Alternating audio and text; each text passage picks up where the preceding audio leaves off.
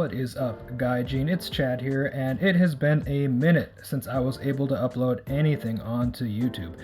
It's been a while. I'm glad to be back, and there is some great content coming up for everyone. Today, especially, we've got a great one to get started with. We're going to dive right into it, but today, we asked the question to Reddit Japan Life, our Japan Life, about the most Japanese complaint you've ever gotten. And we got some amazing answers. I'll link the thread in the description below so you can check it out yourself, but let's go ahead and take a look at some of the real winners we have today.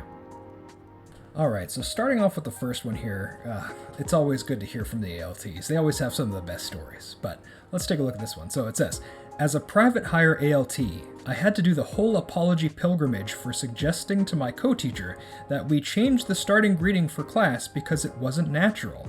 I was told my opinion was unimportant because the co-teacher is a trained professional with a degree and certification in teaching, and I should know my place and keep my mouth shut in the future.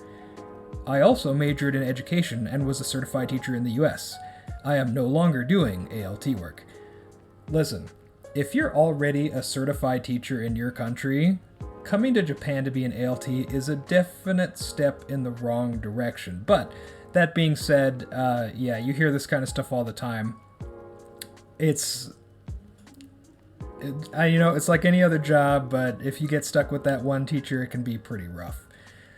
The next one we got here, and this is great. Just one sentence from Plankoff.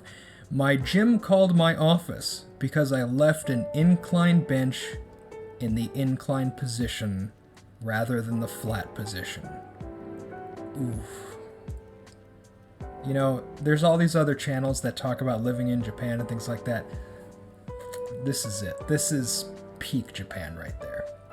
Calling your office. Whew. Coming in from SXH967, who mentions that this partly explains why drugs aren't that prevalent. Everyone's a snitch.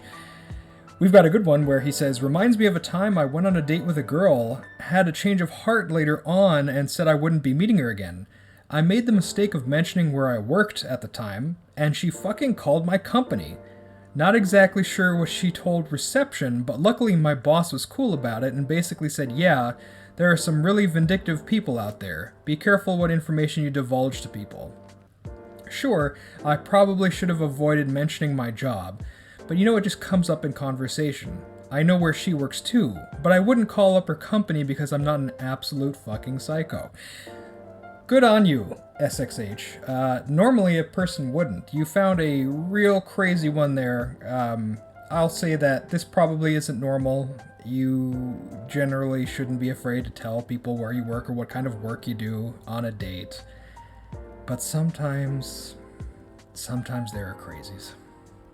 In the same thread, we've got Spjorn, I'm going to pretend to read that, 0313, who said, I actually went on a date years ago with a woman who asked for my business card during the first date. I asked her why, and she told me, so that I can file a complaint to your company if you cheat on me. The date ended there. Not that I was planning to cheat or anything, but just giving her that information was clearly asking for trouble later. Sir, you made the right decision. Let's move on. And here's another winner from Aesthetic1. Had a short stint at a startup. On the way to the office, I got off on the wrong floor. Stepped out, realized my mistake, and immediately got back onto the elevator. Didn't see anyone, didn't speak to anyone. It was about a 5-second thing. Later, got told the company downstairs complained about a foreigner coming to their offices. Still puzzled to this day. And the next comment is great. You ruined the purity of Taro's insurance firm. Perfect. How dare you get off on the wrong floor. Shame. Here's a short one from Isaac the Gamer. I remember reading a 1-star review of a dentist office because the dentist jaywalked across the road to go to the konbini and was wearing their uniform still. Made me think, but is he still a good dentist? I guess that doesn't matter to Japanese people. If he's a jaywalker, he must be a bad person. Ridiculous. Isaac, clearly, you cannot go to that dentist. What will he do to your teeth if he doesn't respect the rule of law? Get it through your head. In the following part of the same thread, we have Inglorious DMK saying, "The school I work at has 1.5 stars on Google. I thought, wow, the students really hate it here, huh? But when I went to read the reviews, it was all people complaining that the students take up too much space on the sidewalk." Google reviews in Japan, I'm just gonna say this as an aside, are the most unreliable thing ever. If you find a place without 3 stars average, you've found a real winner. Everywhere has to have like a 3-star average. Even if you loved it, you give it 3 stars. It's the most unhelpful thing I've ever seen. Here's a real one. This one's from AWH. My friend's kid lived 10.5 kilometers away from his high school and got in massive trouble because he rode on his bicycle and the limit was 10 kilometers. He got kicked off the track and field team and the teachers were bullying him, and all the other moms shunned his mom. There was talk of suspension or expulsion, all because he rode his bicycle a few hundred meters farther than the limit. Of course, he got caught because one of the moms saw him, knew where he lived, decided to calculate it out on Google Maps, and then report it to the school. Now that is a pure Japanese complaint. Damn. This one didn't get too many responses, but it actually sums up things pretty well. This is from SummerLad86. A parent, when I worked in Saitama, recognized me when I crossed the street whilst the light was red. She called the school and said that it set a bad example for students if they see their teachers doing stuff like that. Mind you, this was not even within the vicinity of the school. It was a completely different location and during my free time. That was fucking insane. Manager was cool about it, but still, the mass email about "don't forget you represent the school," blah blah blah. This is a big thing in Japan about who you represent, even when you're out of that, off duty or out of the office, things like that. There's a big notion that you are your company or you are your organization. So if you're outside, even in your free time, and doing things that might reflect poorly on said organization or company, it can come back to bite you in the butt. Now, this is total Japan. Most foreigners have a big problem with this because just like SummerLad here, you're on your free time. You probably look both ways. You're in Saitama. There probably isn't a car around for miles. No offense.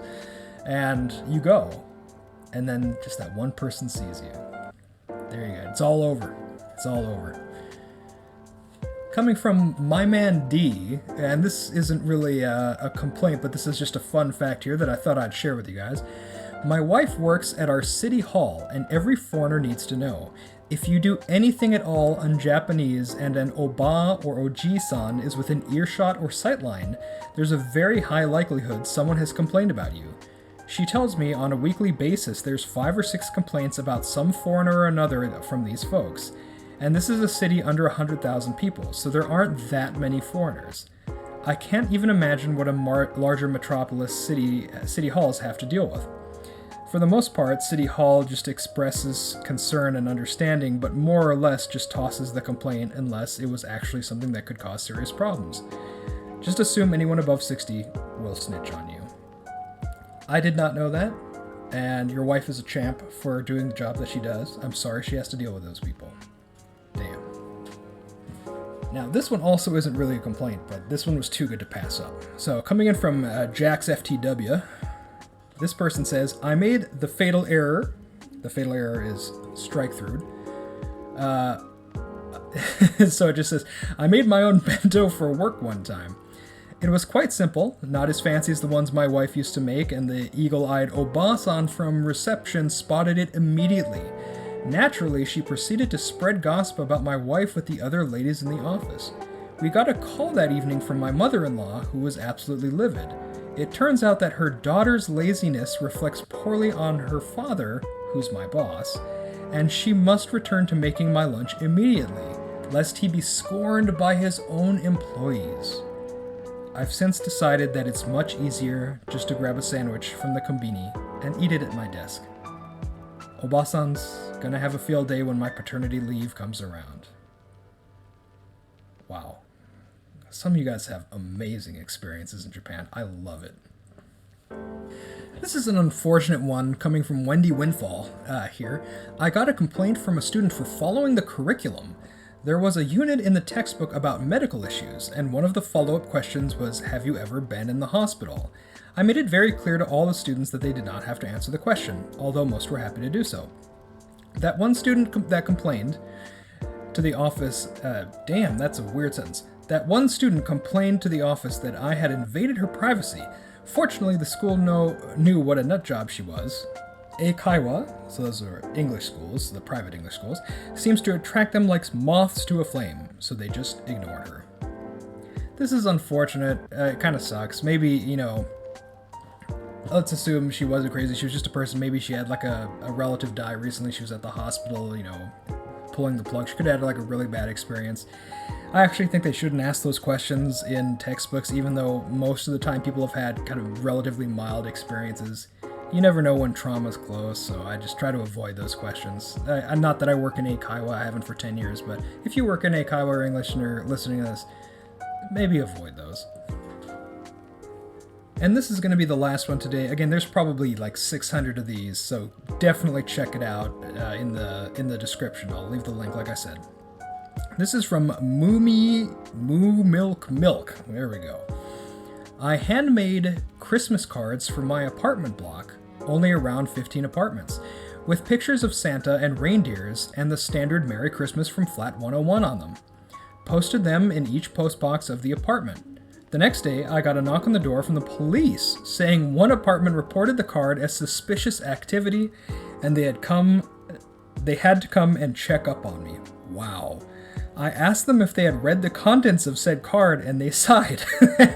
They sighed and said yes, but they had to come and check on This is great. They had to come and check on, as it was a part of their duty. Biggest waste of police time, in my opinion. Also, fuck that person for ruining Christmas. Ooh, this is, you know, I get flamed a lot for my opinion on police. I generally have had okay experiences with Japanese police. I've had some bad ones too. But I do think, you know, people give them a little bit too hard of a time.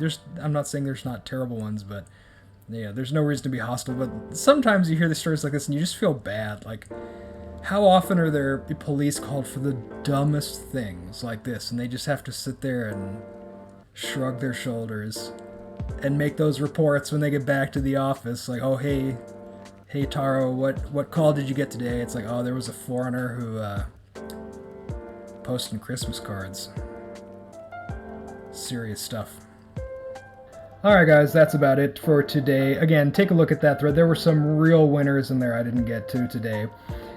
Give it a like, follow, and subscribe if you enjoyed the video. We're going to hope to make more of these in the near future. And yeah, this is Chad signing off. Have a great rest of your week. See you in the next one.